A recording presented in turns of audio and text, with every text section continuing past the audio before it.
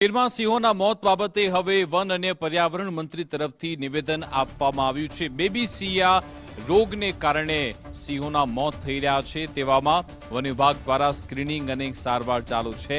સિંહોનું vaccination પણ હાથ ધરવામાં આવ્યું। સિંહોમાંથી ડી ટિકિંગની કામગીરી શરૂ થઈ। સિંહોના સેમ્પલની ચકાસણી માટે મોકલવામાં આવ્યા છે। પીએમઓ કાર્યાલયમાંથી પણ માર્ગદર્શન મળ્યું।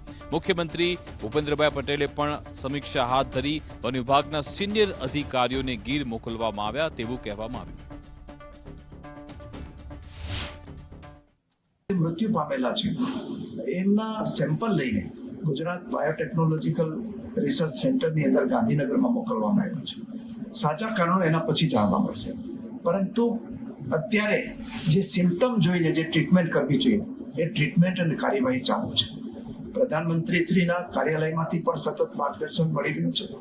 એ ઉપરાંત અહીંયા ગઈકાલે જ આપણા લોકપ્રિય મુખ્યમંત્રી શ્રી ભૂપેન્દ્રભાઈ પટેલ સાહેબે પણ અહીંયા ઉચ્ચ અધિકારીઓની મિટિંગ બોલાવીને એમણે જાણકારી મેળવીને જરૂરી માર્ગદર્શન પણ આપ્યું છે।